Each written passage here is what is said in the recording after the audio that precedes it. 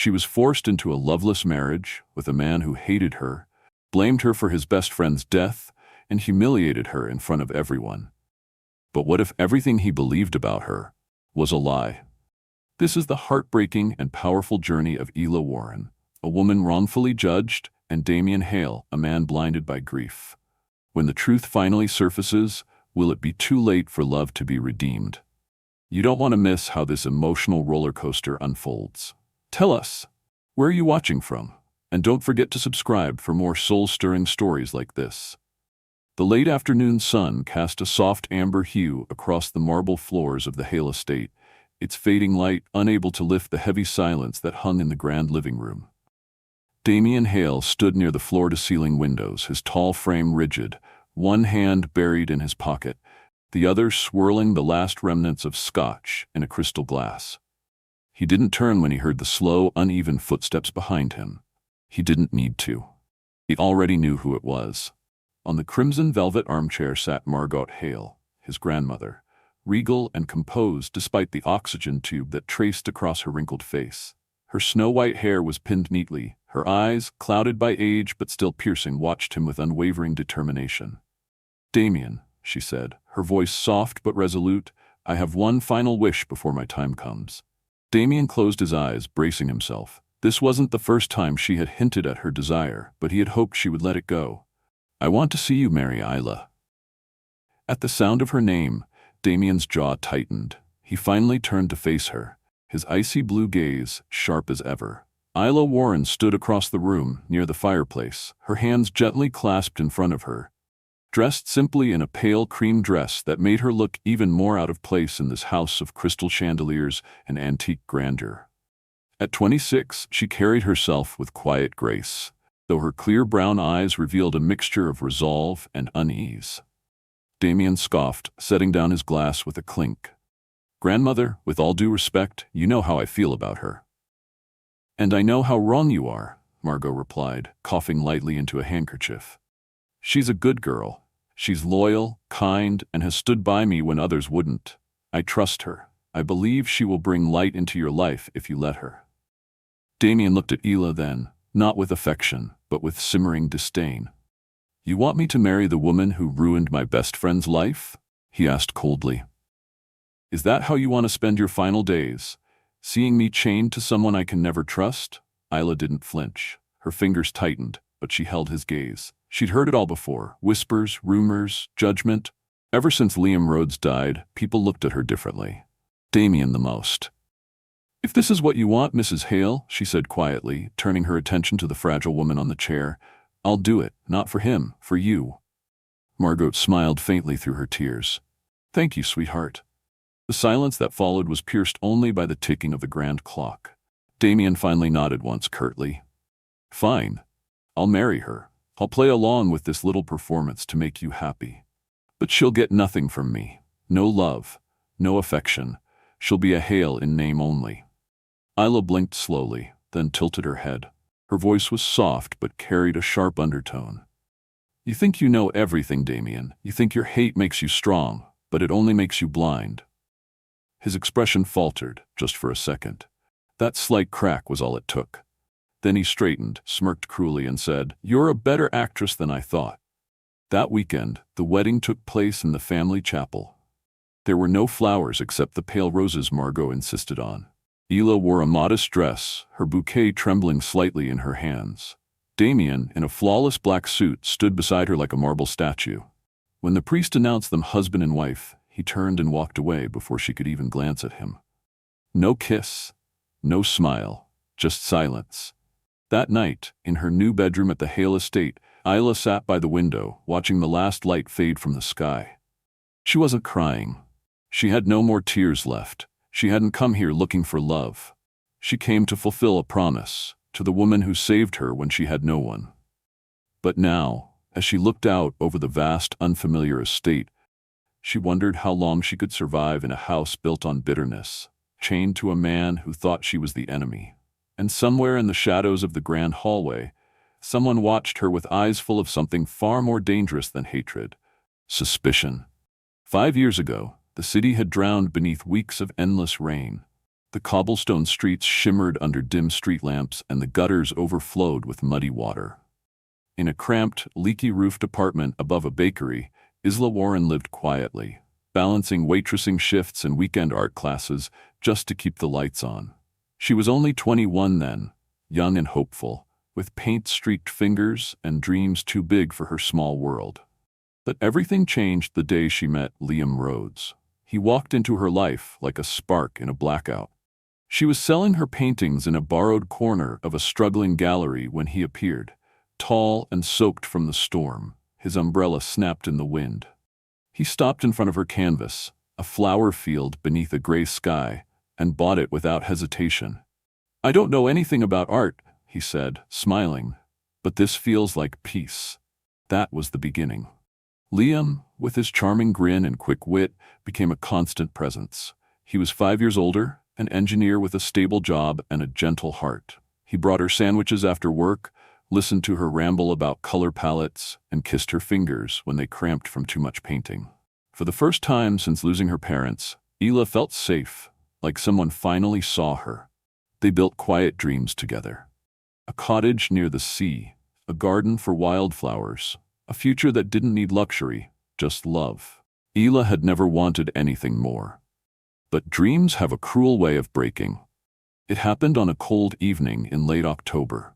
She'd spent 3 nights finishing a new painting for Liam's upcoming birthday, an abstract of stars and storm clouds. She wrapped it carefully in brown paper, tucked it under her coat, and walked through the downpour to surprise him at his apartment.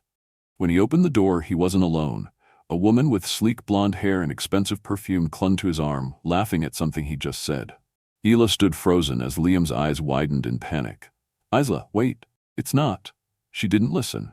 The package slipped from her fingers, thudding against the wet carpet. She turned and walked away, the rain swallowing her tears. Liam chased after her, calling her name, but she didn't stop. Not that night. Not ever again. The next morning, she sent one message. "Don't look for me anymore. We're done." And then she disappeared from his world. 2 days later, Liam crashed his car into a tree after a night of heavy drinking.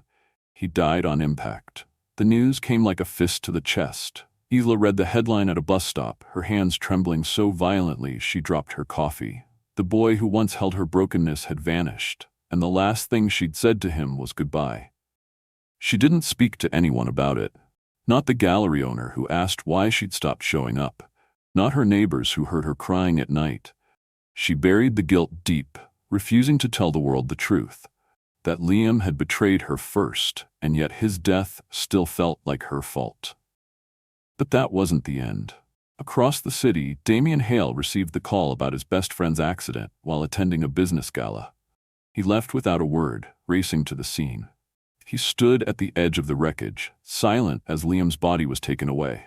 He didn't cry. He never did. But something in him cracked that day. When he found Isla's message on Liam's phone, his mind twisted with grief and fury. "We're done." That was all he needed to see. It confirmed every suspicion. The girl with the sad eyes and beautiful paintings had walked away, left Liam in pieces. And now he was gone. He spoke to Liam's coworkers, friends, anyone who would talk. Everyone mentioned Isla. Some said she was ambitious. Others said she left suddenly. No one knew the full story, and Damian didn't care. He built his own. In his version, Isla was the villain, the heartless, scheming woman who ruined his best friend and vanished without a trace. From that moment, he vowed to make her pay. And when she resurfaced years later, at his grandmother's side of all places, smiling sweetly and painting landscapes like nothing had happened, Damian's rage reignited. She was dangerous, manipulative, and now she was trying to worm her way into the Hale legacy through Margot. He would not allow it. He would protect his family, expose her, destroy whatever game she was playing. But what Damian didn't know, what he refused to see, was that Isla had been broken long before Liam's death. That her silence wasn't guilt. It was survival, and the girl he hated wasn't a villain at all. She was just someone trying to breathe in a world that never gave her space to heal. The marriage between Damian Hale and Isla Warren was never a union of love. It was a transaction born of grief and guilt, wrapped in the illusion of family duty.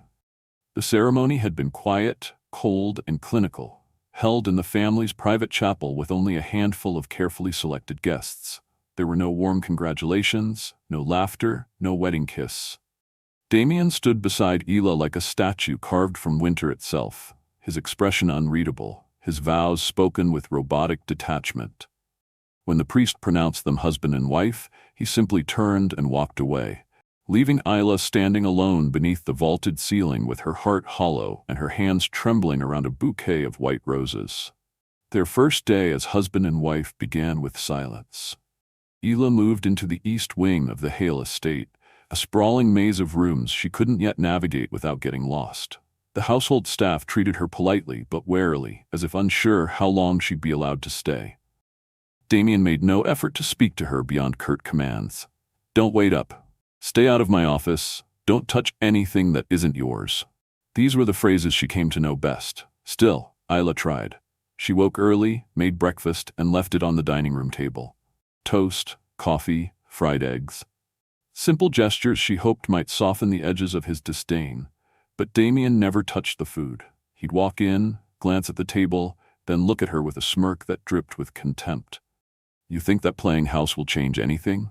he sneered one morning, brushing past her. "I know exactly who you are, so stop pretending." She didn't respond. What was the point?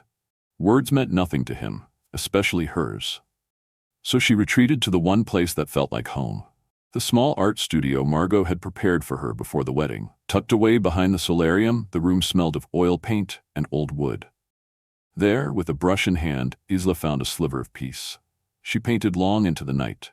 Landscapes of gray oceans, children with wings, faceless lovers in the rain. Each stroke was a release, a way to survive the cold world she'd been thrown into. Margot remained her only source of warmth in the mansion.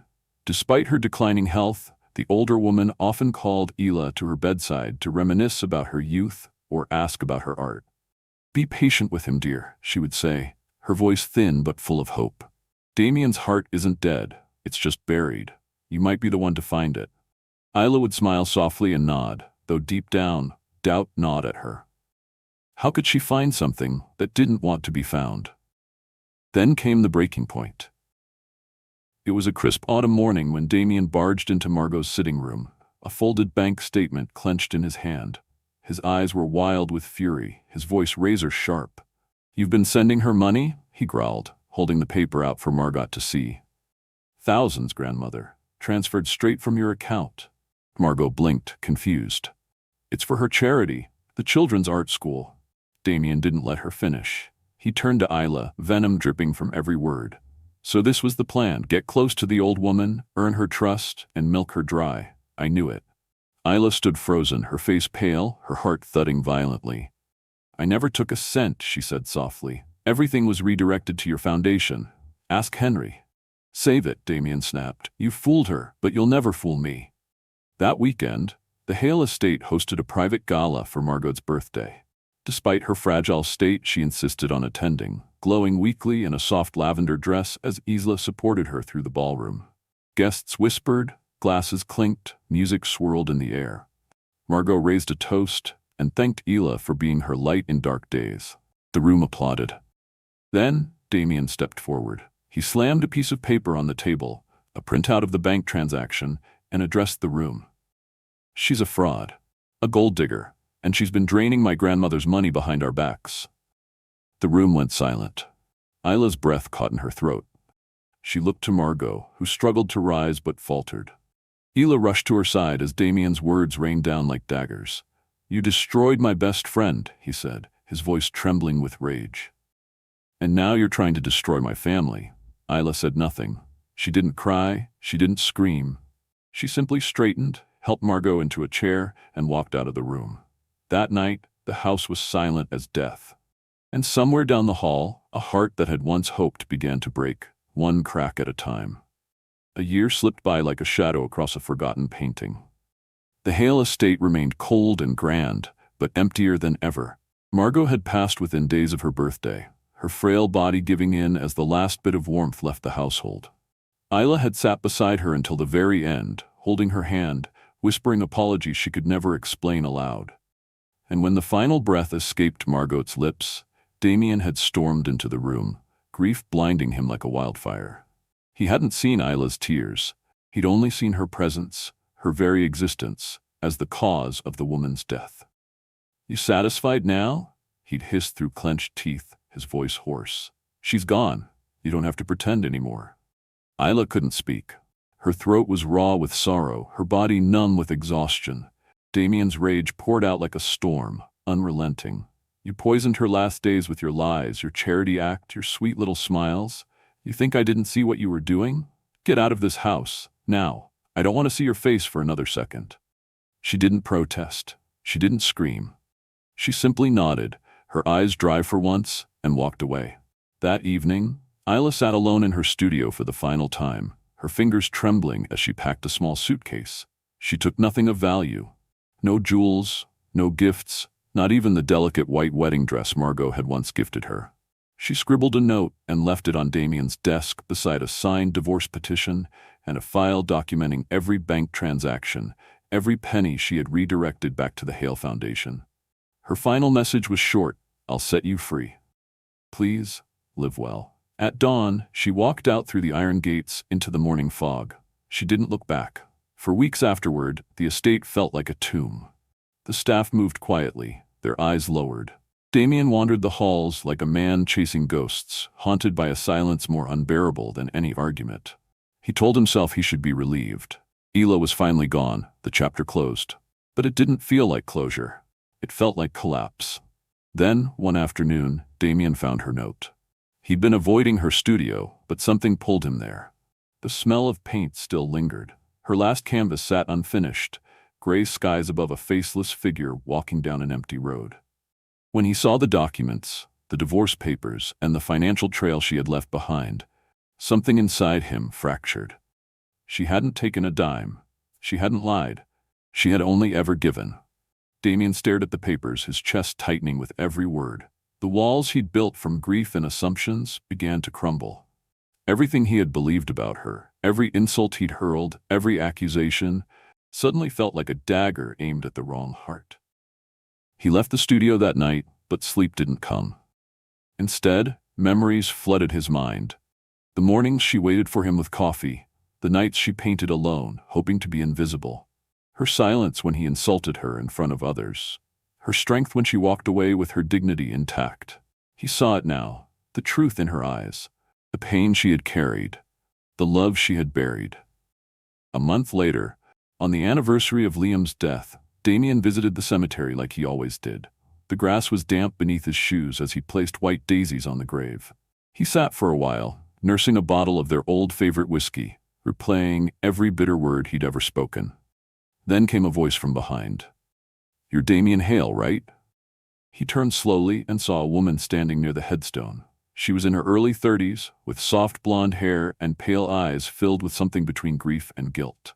"Sarah?" he asked, the name falling from his lips like a breath he didn't know he'd been holding. She nodded. "I was Liam's girlfriend, for a few months before he died." Damian froze. "What are you talking about?" "Liam, he was with Isla." "No," Sarah said gently. "He cheated on Isla, with me." She knelt by the grave, placing violets beside the daisies. Then she told him everything. The night Isla caught them, the message she sent, the silence that followed. She told him about Liam's spiral, his guilt, and how it had nothing to do with Isla abandoning him. It had been his own shame, his own mistake. Damian stood in the wind, the cold air burning his skin as if punishing him for every year he'd let the truth rot away, unheard. He'd destroyed Isla. Not because she was guilty, but because he had been too afraid to see she wasn't. "Why didn't you say something before?" he asked, his voice hollow. Sarah looked at him with tears in her eyes. "Because I was ashamed, because I didn't want to face it either, but she didn't deserve what you did to her." Damian said nothing. He simply stood there, fists clenched, heart breaking for the second time in his life. And this time, it was his fault. The rain returned the night Damian Hale left the cemetery. It fell in slow, steady sheets as he drove back through winding roads, his hands stiff on the steering wheel, Sarah's words echoing in his ears like a cruel lullaby. Isla had been innocent. Isla had been wronged. And he, Damian, the man who once vowed to protect his family, had been her greatest tormentor. The estate welcomed him like a ghost.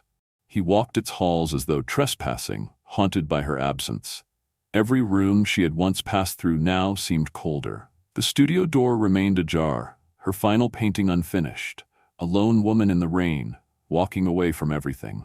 He stared at it for hours that night, fingers twitching as if he could reach into the canvas and stop her from leaving. In the following days, Damian launched a quiet but desperate search. He contacted every connection, hired investigators, traced the last known routes from the estate, and followed leads that led to nowhere. Isla had vanished like a breath in winter. No trail, no forwarding address, not even a signature at any charity program under her real name. It was as though she had willed herself into the wind and disappeared. But then, a whisper of hope. A report came in from a small coastal town called Havenhill. A woman named Miss Wren had been teaching free art classes to underprivileged children at a community center. The description matched: soft brown hair, gentle presence, often seen painting at the beach alone at sunset. Damian's heart pounded. He left that same night, driving for hours through storms, wind slapping against his windshield, hope and dread twisting in his gut. Havenhill was a town untouched by time. White picket fences, gravel roads, seagulls screaming above salty waves. Damian parked his car near the community center at dawn, breath fogging against the cold morning air. And then he saw her. Isla stood beneath the awning, upholding a box of brushes, her hair pulled into a loose braid. Children danced around her in laughter. She smiled, softly, genuinely, but when her eyes met his, the warmth vanished like the tide pulling back from shore. She turned away without a word. Damian approached anyway. "Isla." She didn't look at him. "You shouldn't be here." "I had to see you," he said, struggling to keep his voice steady. "I know the truth now, about Liam, about everything." She gave a bitter laugh, her back still to him. "Now you know? After everything you said? After what you did to me at your grandmother's funeral? You humiliated me, banished me, called me a monster in front of everyone I had tried so hard to care for." Damian stepped closer, the ache in his chest unbearable. "I was wrong. I let grief blind me. I let hate poison me. Isla, I came to ask for forgiveness. I don't deserve it, but I had to try." At that, she turned. Her eyes, once filled with quiet hope, now burned with something deeper. "Forgiveness isn't a word you just say, Damian. It's something you earn, and I'm not sure I can give it." He nodded slowly. "Then I'll earn it." He didn't leave Havenhill. He rented a small house a few blocks from the beach. He volunteered at the community center, cleaning brushes, fixing chairs, running errands for the kids. At first, Isla avoided him. She never addressed him directly, never met his eyes. But over time, the children began to warm to him. They tugged on his sleeves, showed him their stick-figure masterpieces, laughed when he spilled paint on his shirt. And Isla watched. One day she found a small canvas on her desk, a clumsy but sincere painting of a flower field under a stormy sky, signed only with a tiny D in the corner. She didn't smile, but she didn't throw it away either. Still, it wasn't enough. Damian knew he was running out of time. Then one afternoon, it happened. They were painting near the street, and a little boy named Theo darted out into the road chasing a runaway ball. Isla screamed his name and ran after him. Just as a delivery truck rounded the bend too fast. She pushed Theo out of the way just in time, but the vehicle clipped her shoulder, slamming her into the pavement. Damian, who had been standing nearby, didn't hesitate. He lunged forward, dragging her from the road as the truck's brakes shrieked and people shouted. The impact knocked him sideways. Pain shot through his leg as they tumbled together into the grass, her blood smearing across his shirt. At the hospital, while doctors worked on their wounds, the truth settled between them like a fragile ceasefire. When Isla opened her eyes and saw him lying in the next bed, her voice broke in a whisper. "Why would you do that?" Damian smiled through cracked lips, eyes glassy. "Because I couldn't lose you again. Not after everything." She didn't answer. But when he reached for her hand, she didn't pull away. And in that silence, something began to heal. Sometimes the greatest tragedies in life don't come from betrayal or heartbreak, but from misunderstanding. Damian and Isla's story reminds us how dangerous assumptions can be, how quickly pain can turn into hate, and how love can be lost not through lack of feeling, but through a refusal to listen.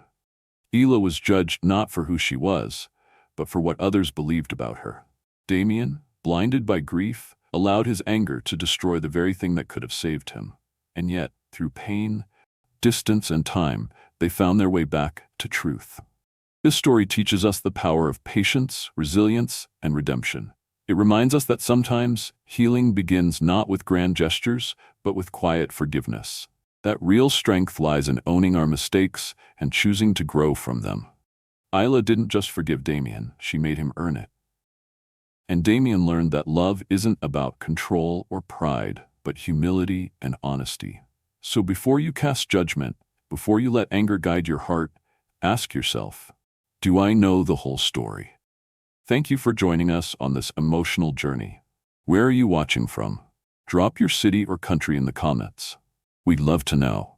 And if this story moved you, don't forget to subscribe to our channel so you never miss another powerful and heartfelt tale. Let's continue to share stories that heal, inspire, and remind us all of the beauty in second chances.